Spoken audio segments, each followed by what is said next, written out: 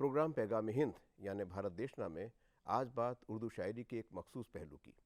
मैं हूं श्रीकांत सक्सेना और मेरे साथ हैं जवाहरलाल नेहरू यूनिवर्सिटी के उर्दू के हेड ऑफ डिपार्टमेंट और मशहूर नक्काद जनाब अनवर पाशा साहब, और दूसरे मेहमान हमारे हैं सैफ महमूद, जिनका पेशा तो वकालत का है लेकिन इन दिनों उनकी किताब चर्चा में है जिसमें दिल्ली के 8 मशहूर शोरा की आज़ाद ख़याली और उनकी शायरी पर बहुत तफसील से जिक्र हो रहा है। नाज़रीन, अपने माहिरीन से बात शुरू करने से पहले मैं चाहता हूं कि आप उर्दू के उन नामी गिरामी शोरा की इन अशार पर कुछ गौर फरमाएं। आपने मीर तक़ी मीर का नाम सुना है, खुदाए सुखन उनको कहा जाता है। उनका एक शेर मैं आपको सुनाता हूँ। जाए जी निजात के गम में, ऐसी जन्नत गई जहन्नुम में। या फिर गालिब का ये मशहूर शेर कि हमको मालूम है जन्नत की हकीकत, लेकिन दिल के खुश रखने को गालिब ये ख्याल अच्छा है। या जिसमें 100 बरस की हूरें हों, ऐसी जन्नत का क्या करे कोई। कुछ दूसरे जो शोरा हैं उनके अशार देखिए कि मिलेगी शेख को जन्नत, हमें दोजख अता होगा, बस इतनी बात है जिसके लिए महशर बपा होगा। रहें 2-2 फरिश्ते साथ, अब इंसाफ क्या होगा, किसी ने कुछ लिखा होगा, किसी ने कुछ लिखा होगा। भरोसा किस कदर है तुझको अख्तर उसकी रहमत पर, अगर वो शेख साहब का खुदा निकला तो क्या होगा। यह 18वीं सदी के ही मशहूर शायर कायम चांदपुरी का ये शेर सुने कि टूटा जो काबा कौन सी है जाए गमे शेख, कोई कसरे दिल तो नहीं जिसे जोड़ा न जाएगा। नाज़रीन, ये बात हम सब जानते हैं कि वो चाहे शायर हों या फ़नकार, उनके फ़न को फ़रोग़ तब मिलता है जब वो अपने दौर की उन बातों के ख़िलाफ़ अपना इजहार करते हैं जो उन्हें पसंद नहीं है। एक तरह से शायर स्टेटस को के ख़िलाफ़ होता है। उर्दू शायरी इस सरज़मीन से उपजी वो शायरी है जिसमें पहले दिन से ही नाराज़गी, नाखुशी और एहतजाज का इजहार किया गया है। इस बारे में बात करते हैं अपने मेहमानों से। शुरुआत करते हैं जनाब अनवर पाशा साहब से।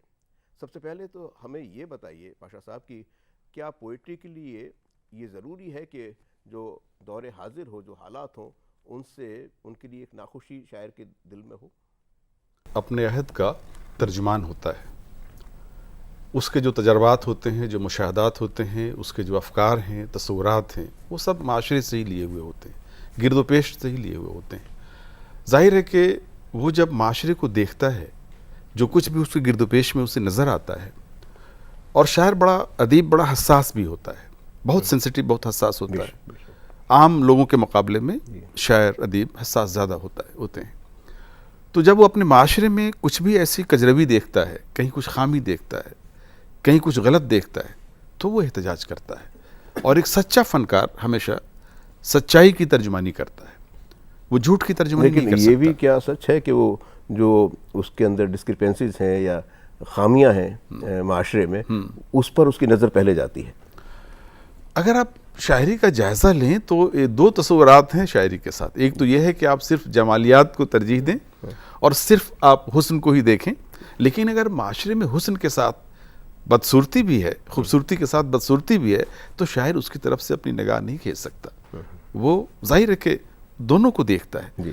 तो शायरी में जहाँ एक तरफ आपको हुस्न दिखाई देगा, एस्थेटिक्स और जमालियात का जहाँ उनसुर उसमें शामिल है, वहीं दूसरी तरफ जो उस अहद का कर्ब है, उस अहद की जो खामियां हैं, जो डिस्क्रिपेंसीज हैं, उसको भी वो पेश करता है। और मैं समझता हूँ कि जो ऐसे शायर, अगर आप लिस्ट बनाएं, अगर आप एक फहरिस्त तैयार करें ऐसे शायरों की, तो ऐसे शायर आपको ज़्यादा मिलेंगे जिन्होंने अपने अहद की कजरवियों के ख़िलाफ़, खामियों के ख़िलाफ़, बदनज़मी के ख़िलाफ़ एहतजाज किया है।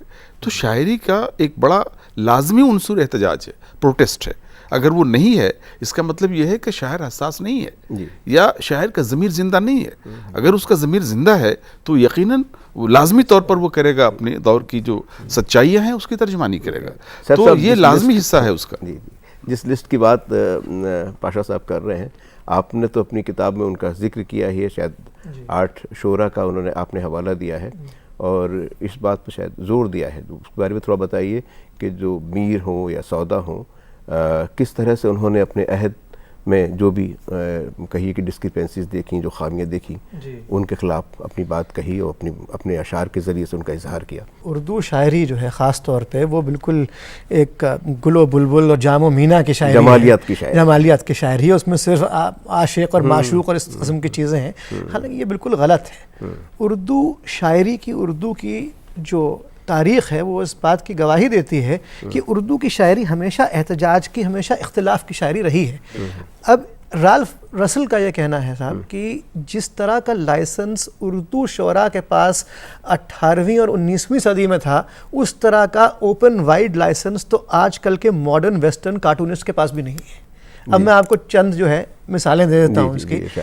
اس کتاب کا آپ نے ذکر کیا، تو کتاب تو سودا سے شروع ہوتی ہے، لیکن ذرا یہ دیکھیے کہ سودا جب پیدا ہوئے ہیں 1713 میں سودا پیدا ہوتے ہیں، تو اس وقت کیا ماحول تھا، دلی میں کیا چل رہا تھا؟ فرخ سیر بادشاہ تھے اور اورنگزیب 50 سال ہندوستان پہ بادشاہت کر کے، اور ان کا انتقال ہو چکا ہے، اس کے بعد کچھ اور آتے ہیں بادشاہ، آ کے چلے آتے ہیں، کسی کو پتہ بھی نہیں چلتا۔ اب فرخ سیر کی رین ہے اور ان کو یہ بتا دیا گیا ہے فرخ سیر کو کہ اگر تمہیں اپنی بادشاہت قائم رکھنا ہے تو جو لوگ تم سے اختلاف کرتے ہیں ان کو یا تو جو ہے جیل میں ڈال دو یا ان کو مار ڈالو۔ زٹلی اس زمانے میں ایک شاعر ہے دلی میں، میر جعفر زٹلی۔ اب یہ لفظ زٹلی جو ہے یہ بھی کہا جاتا ہے کہ انہوں نے خود ہی اپنے لیے کوائن کیا تھا۔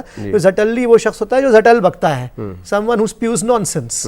تو فرخ سیر نے ایک سکہ نکالا، اس سکے پہ فارسی کا ایک شعر لکھا تھا جس میں ظاہر ہے کہ بادشاہ سلامت کی تعریف کی گئی تھی۔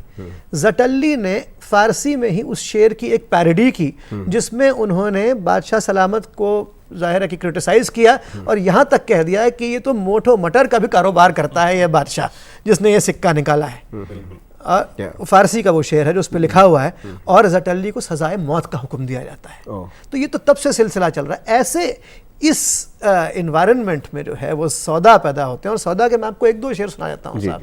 اور یہ جانتے ہیں سودا کہ اس سے پہلے کیا ہو چکا ہے، کہ کسی گدا نے سنا ہے یہ ایک شہ سے کہا، کروں میں عرض گر اس کو نہ سرسری جانے، امور ملک میں اول ہے شہ کو یہ لازم کہ ہر ایک خرد و کلام برابری جانے۔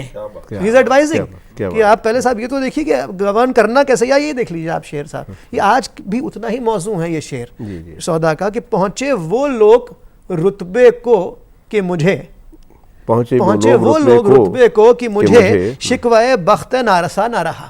اب تم نے کوئی شکایت نہیں، ایسے ایسے لوگ ایسی ایسی جگہوں پہ پہنچ گئے کہ مجھے، اور ایک آخری شعر اور سنائے دیتا ہوں سودا کا، کہ جوہر نہ ہووے جس میں جوہر شناس کیوں ہو، جوہر نہ ہووے جس میں جوہر شناس کیوں ہو، جو صاحب ہنر ہو وہی ہنر کو پرکھے۔ کیا بات ہے، جو صاحب ہنر ہو وہی ہنر کو پرکھے۔ ڈائریکٹ جو ہے صاحب سوالیہ نشان ہے اس زمانے کے نظام پہ۔ یا ایک اور شعر میں ابھی پروفیسر صاحب کو سنا رہا تھا، یہ آپ نے مشہور شعر سنا ہوگا فیض کا، کہ ہے اہل دل کے لیے اب یہ نظم بست و کشاد، کہ سنگ و خشت مقید ہیں اور سگ آزاد۔ کیا 200 سال پہلے سودا یہی بات کہہ گئے، 200 سال پہلے، کہ اس زمانے کا جو دیکھا تو ہے الٹا انصاف، اس زمانے کو جو دیکھا تو ہے الٹا انصاف، گرگ آزاد ہیں، گرگ بھیڑیے گرگ آزاد ہیں اور ہوں شبہ پہرے میں۔ کیا بات، کیا بات ہے، کیا بات، یہ 1813 یا 1713 یا 14 میں یہ بات کہی جائے۔ پاشا صاحب یہ بہت اچھی ایک لیڈ ملی۔ عام طور پہ یہ تھا کہ چونکہ شیخ برہمن زاہد وغیرہ ان سب کے مذاق اڑاتے ہوئے تو بہت سارے اشعار ہیں، تو یہ ذہن میں آتا ہے کہ بھئی جو دین و مذہب کی پابندیاں ہیں ان کے خلاف احتجاج کرتے والے شعر تو بہت سارے ہیں، لیکن یہ تو جو عہد میں یا نظام کے بھی یا حکومت کے بھی خلاف، اور تب جبکہ شروعات شاید اردو کی شاعری کی کے دن ہیں یہ، 18ویں صدی کی شروعات، 1720 اور 1730 کے آس خود ایک میر جو شروعات کی ہے۔ تو یہ جو چیز ہے یہ محدود دین و مذہب کی پابندیوں تک نہیں ہے، بلکہ اس کا وسیع ایک فلک ہے۔ ایسا ہے بالکل۔ اگر آپ اردو شاعری یا اردو ادب پہ نظر ڈالیں، اس کی تاریخ پہ نظر ڈالیں، تو آپ کو اندازہ ہوگا کہ بلکہ میں ذرا آپ کو اردو زبان کی جو بنیاد پڑ رہی تھی، ذرا اس عہد میں آپ کو لے جانا چاہوں گی۔ اردو بنیادی طور پر پیدوار ہے ایک ایسے عہد کی جب ہمارے ملک میں کمپوزٹ کلچر کی تشکیل ہو رہی تھی، ایک ساجی سنسکرتی بن رہی تھی، زبانیں مل رہی تھی، تہذیبیں مل رہی تھی، ثقافتیں مل رہی تھیں.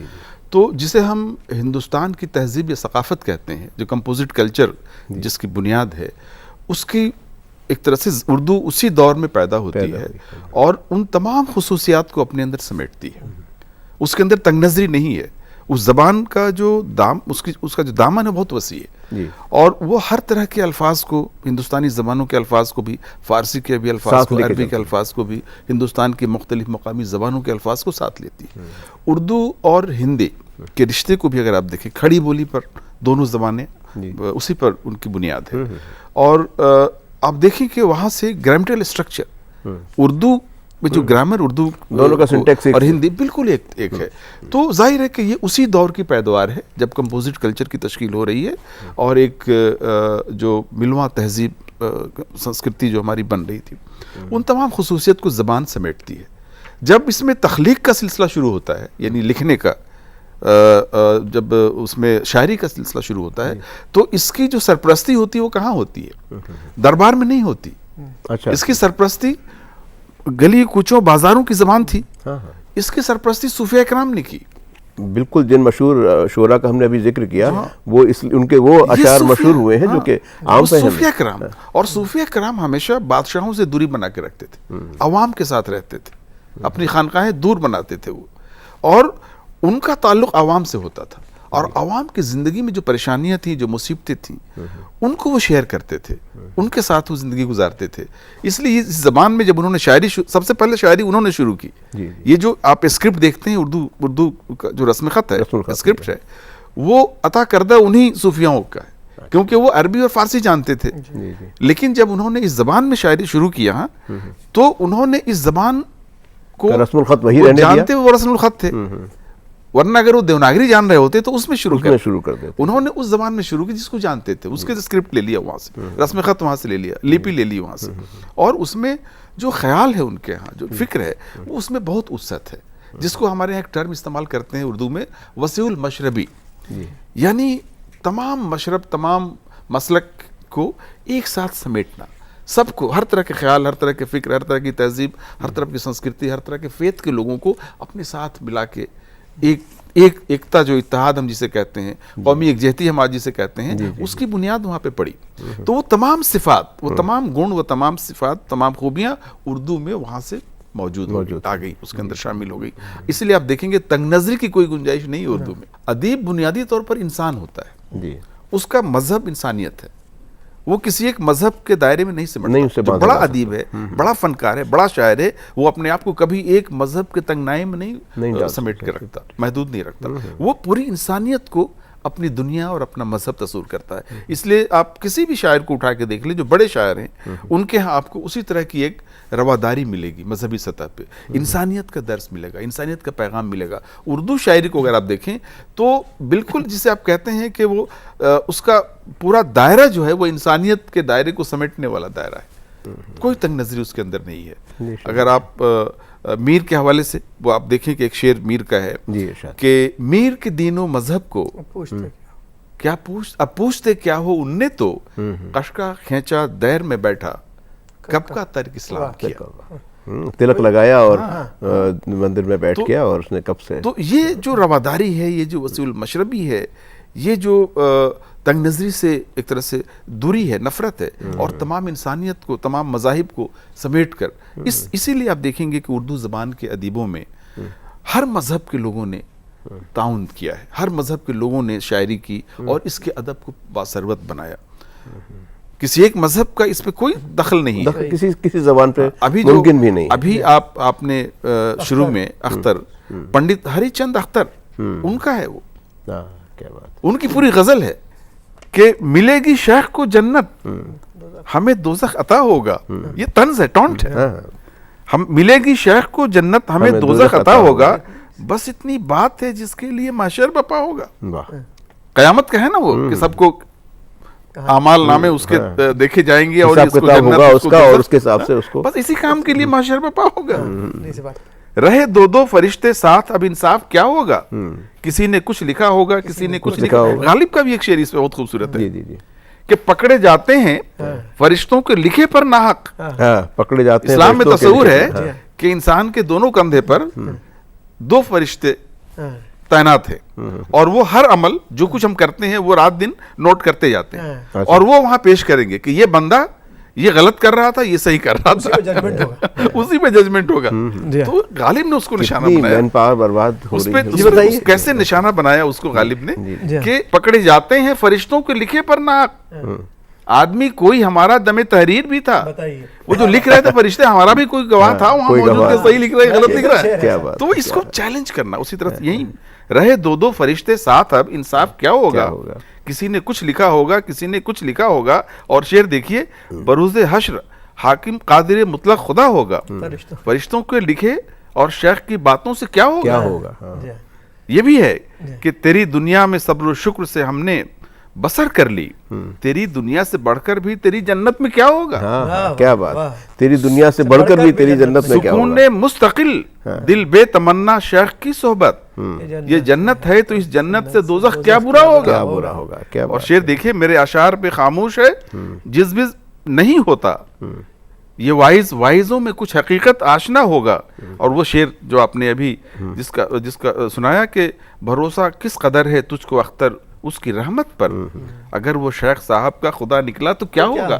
تو یہ جو ایک پروٹیسٹ بھی ہے جو مذہبی رہبروں رہنماؤں شیخ ترجمانی کرتا ہے, ایک کٹر پن مذہب کا جو کٹر والا رخ ہے اس کی ترجمانی شیخ کرتا ہے. شیخ ملا وائز اسی لیے بہت نشانے پر رہے اردو شاعروں کے, شروع سے سب نے ان کو نشانہ بنایا کہ ان کی تنگ نظری کو نشانہ بنایا. مذہب کے حوالے سے جس طرح کی تنگ نظری قائم کی ان لوگوں نے, اس کے خلاف شاعروں نے اپنا ورڈکٹ دیا, شروع سے دیا.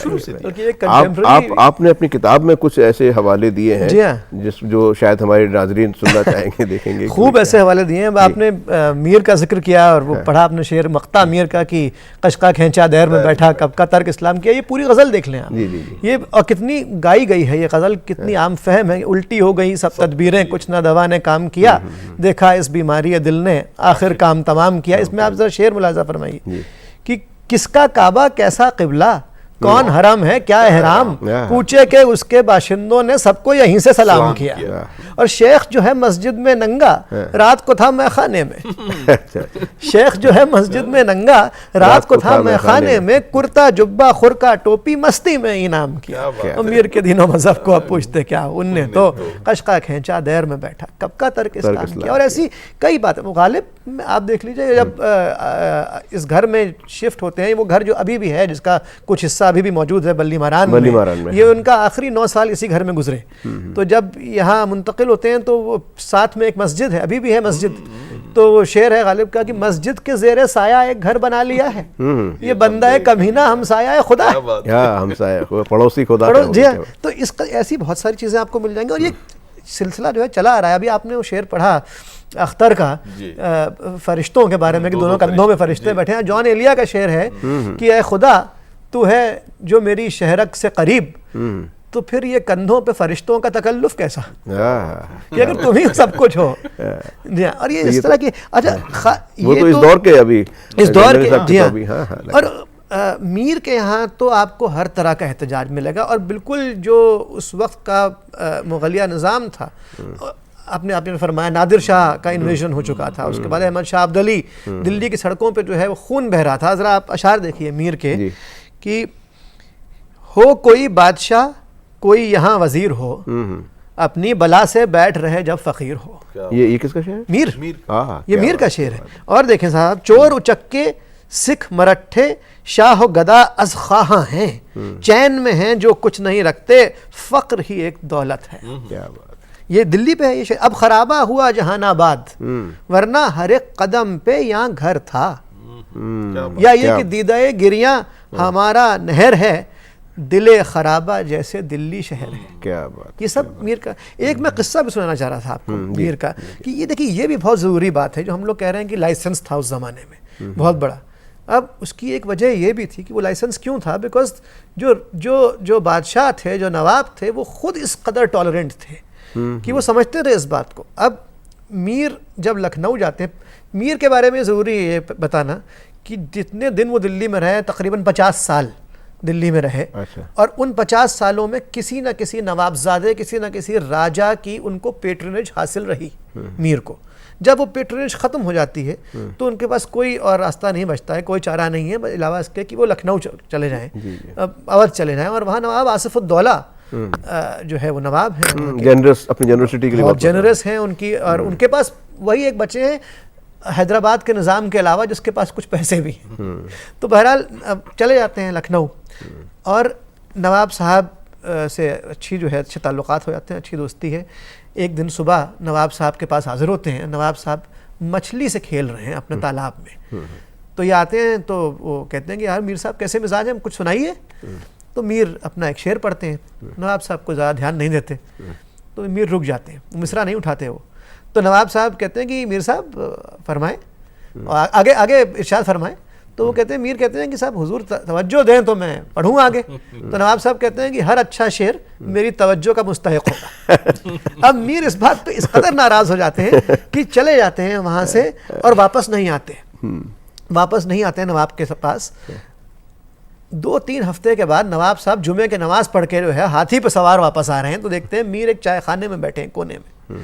تو کہتے ہیں اپنے لوگوں بھائی وہاں لے چلو, وہاں لے جاتے ہیں. تو کیونکہ نواب صاحب ہاتھی پہ سوار ہیں, میر اٹھتے نہیں ہیں, ہاتھی پہ سوار ہیں, ذرا اونچی آواز میں بولتے ہیں کہ میر تک پہنچے آواز. کہتے میر صاحب بہت دنوں سے دکھائی نہیں پڑے. بجائے اس کے کہ بتاتے کیوں نہیں آیا, کوئی شکایت کرتے, وہیں بیٹھے بیٹھے چپ چاپ بولے ہمارے یہاں شرفا سڑکوں پہ اونچی آواز میں گفتگو نہیں کرتے. کیا بات. لیکن دیکھیے کہنے والی بات یہ ہے کہ اس کے باوجود جو ہے جو ان کو پیسے نواب کے ہاں سے مل رہے تھے, نواب صاحب کے پاس سے جو وظیفہ مل رہا تھا وہ رکا نہیں. یہ نہیں کہ نواب صاحب اس پہ کوئی ایسے ناراض ہو گئے ہوں کہ صاحب میری شان میں ایسی گستاخی کر دی کہ بس اب وظیفہ روک دیا جائے. یہ وزاداری, یہ اس طرح کی جو ہے بہت ایک شاید یہ بات مذاق میں کہی گئی ہوگی, خوشبند سنگھ نے کہیں کہا ہے کہ جب بھی ہندوستان میں کوئی ایک عظیم شاعر ہوا تو ہندوستان پہ کوئی نہ کوئی مشکل عائد ہو گئی. میر تھے تو نادر شاہ آ گیا, اور غالب ہوئے تو 1857 کا واقعہ ہو گیا. تو یہ ہم لوگ پروگرام کے اب آخری اس میں ہے دور میں, میں یہ مختصر میں جاننا چاہتا ہوں کہ یہ جو روایت ہے اردو شاعری کی, جو کہ ہم دیکھ رہے ہیں کہ 18ویں صدی سے, یعنی تقریباً تب سے جب سے اردو شاعری کافی طویل عرصے تک چلی, اب کیا آپ اس میں کوئی فرق نظر آپ کو آتا ہے؟ کیا اتنی ہی کھلے پن سے شاعر آج بھی اپنے عہد کے خلاف کچھ کہہ پا رہا ہے, اپنے جو مذہبی جو ان کے پابندیاں ہیں ان کے خلاف کہنے کی ہمت جٹا رہا ہے, یا پھر پہلے کے مقابلے تھوڑی دیواریں ذرا زیادہ اونچی ہوئی ہیں؟ یہ روایت مستقل جاری ہے جی. یہ ایسا نہیں کہ کلاسیکی ادب میں ہی یہ سب ہے, بلکہ بہت سارے اشعار یہاں پڑھے گئے ابھی کہ کلاسیکی ادب کے حوالے سے, میر کے حوالے سے, سودا کے حوالے سے. لیکن اگر آپ دیکھیں آزادی کے بعد بھی یا 1857 کے بعد بھی دیکھیں, اقبال کے ہاں بھی آپ کو اقبال نے شکوہ لکھا, کفر کا فتویٰ لگا ان پہ. اچھا, خدا کے بارے میں ظاہر ہے کس طرح کی چیزیں, کفر کا فتویٰ لگا ان پہ. تو بہت بے باکی کے ساتھ فیض کا بھی اسی بات کے لیے, فیض پہ بھی آپ فیض کے ہاں دیکھیں گے کہ اس طرح کی جو محتسب کے حوالے سے کیا کہاں میخانے کا دروازہ اور کہاں وائز, بس اتنا جانتے ہیں کل وہ جاتا تھا کہ ہم نکلے. تو یہ جو تنگ نظری کے خلاف یا اس طرح کی جو مذہبی جو کٹر پن جسے ہم کہتے ہیں, اس طرح کا جو نظریہ رہا ہے, اور نظام کے خلاف احتجاج, تو پوری شاعری اٹھا کے دیکھ لیے ترقی پسندوں کی. بے شک. اس کے پاداش میں انہیں جیل کی صحبتیں برداشت کرنا پڑی. کوئی ترقی پسند شاعر ایسا نہیں بچا ہوگا یہ تو جیل نہ گیا ہو اپنی تخلیق کے لیے, اپنی شاعری کے لیے. تو یہ سلسلہ مستقل جاری. میں ایک شعر آپ کو ندا فاضلی کا سنانا چاہوں گا. حال کا آپ نے کہا نا کہ حال میں کیا رویہ ہے, جو دوہے ان کے ہیں ان میں سے آپ دیکھیں کہ ایک دوہا ان کا بہت مقبول دوہا ہے.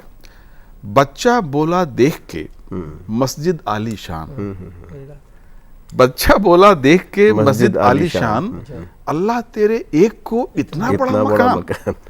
تو یہ سلسلہ مستقل جاری ہے کہ جہاں ان تمام چیزوں پر سوالیہ نشان لگانے کی جو کجروی ہے معاشرے میں. اگر تخلیق کے حوالے سے یہ دیکھیں اگر, تو یہ جو کہیے کہ مسلم پوئٹس ہیں, چاہے وہ عبدالرحیم خان خانہ ہوں یا رس خان ہوں, یا ابھی ہاتھ میں فلموں میں کیا منترست ہری درسن کو آج جیسا لکھنے والے. تو وہ جو آپ نے بنیادی بات کہی کہ بھئی ایک شاعر آزاد خیال ہوتا ہے اور اپنے عہد میں جو بھی چیزیں اس کو پسند آتی ہیں یا پھر ناپسند آتی ہیں ان کو اپنے اشعار میں اظہار کرتا ہے. اردو ادب کو اگر آپ دیکھیں، اردو شاعری کو دیکھیں تو اس کے مزاج میں سیکولرزم شامل ہے، بالکل مذہبی رواداری شامل ہے. کسی مذہب سے اردو زبان کو جوڑنا. رام چندر جی پہ نظمیں لکھی گئیں. رامائن کے 300 ترجمے اردو میں ہوئے، مہابھارت کے ترجمے سینکڑوں اردو میں ہوئے. آپ دیکھیں کہ یہاں سری کرشن جی پہ نظمیں کئی ہیں، نذیر اکبر آبادی سے اٹھائیے اور حضرت موہانی اور حال تک چلے آئیے. واجد علی شاہ کا وہ جو ناٹک ہے اس میں بھی پورا کرشن اور رادھا پر ہی مبنی ہے. تو اس مٹی کے ہر پہلو کو، ہر شیڈ کو اردو شاعری نے اپنے وطن کہ چاہے وہ مذہبی رواداری کا معاملہ ہو، چاہے تہذیبی کمپوزٹ کلچر کا معاملہ ہو، انسانیت کا معاملہ ہو، جہاں احتجاج کی بات ہو، اگر کچھ غلط ہو رہا ہے اس کے خلاف آواز اٹھانے کی بات ہو، چاہے کوئی بھی ہو، ان بادشاہوں کے خلاف آوازیں اٹھی. ابھی ڈاکٹر صاحب بتا رہے تھے ابھی سیف صاحب کہ کس طرح سے زٹلی نے اپنے یہاں، فاروق سحر کی، سودا نے، میر نے، سب نے اپنے عہد کے بادشاہوں کے خلاف اشعار کہے. تو یہ اس کی صفت ہے کہ ہندوستان کی مٹی کی خوشبو، اس کا ہر رنگ، ہر شیڈ، مذہب کے حوالے سے، سنسکرتی تہذیب کے حوالے سے، نظام کے حوالے سے، سسٹم کے حوالے سے، پولیٹیکل سسٹم کے حوالے سے، یہ روایت اردو کی رہی ہے، بڑی شاندار روایت اردو کی رہی ہے اور جس پر اردو ادب فخر کرتا ہے. اردو ادب بہت خوبصورت. پاشا صاحب اور سیف صاحب آپ تشریف لائے. سردار جعفری کا ایک قطعہ ہے، اس پہ ختم کر دیا جائے گا کہ وہ جس کے فیض سے غالب ہوا تھا نغمہ سرا، وہ جس کے فیض سے غالب ہوا تھا نغمہ سرا، زبان وہ جس کو دلی کی آبرو کہیے، جوانی ایسی کہ گنگا کی کھائیے قسمیں، روانی ایسی کہ جنت کی آبجو کہیے، اٹھے تو معجزہ نطق کو دعا دیجئے، گرے تو آنکھ سے ٹپکا ہوا لہو کہیے. یہ ہے وہ زبان جس کا آپ نے ذکر کیا. اور اگر روایات کا کنکلوڈ کرتے ہوئے اقبال اس طرح نے بہت اقبال صاحب کا سارے جہاں سے اچھا ہندوستان ہمارا، ہم بلبلیں ہیں اس کی، یہ گلستان ہمارا بہت، اور مذہب نہیں سکھاتا آپس میں بیر رکھنا، ہندی ہیں ہم، وطن ہے ہندوستان ہمارا. بہت خوبصورت. پاشا صاحب اور سیف صاحب آپ لوگ تشریف لائے، بہت بہت شکریہ. تو ناظرین، یہ تھی ہماری بات چیت اردو شاعری کے اس پہلو کے بارے میں جس میں ہم نے یہ دیکھا کہ کتنا آزاد خیال ہوتا ہے شاعر، اور اپنے عہد کے بارے میں جو اسے پسند آتا ہے یا جو ناپسندگی اس کی ہوتی ہے وہ اپنے اشعار میں وہ اس کا اظہار کیا کرتا ہے. ہمیں امید ہے کہ آج کی یہ بات چیت آپ کو پسند آئی ہوگی. اس پروگرام کے بارے میں اپنے خیالات ضرور ہمیں لکھ کر بھیجیے. اگلے شمارے میں کسی اور وشے پر، کسی اور سبجیکٹ پر بات چیت کریں گے. تب تک کے لیے اجازت دیجیے. آداب.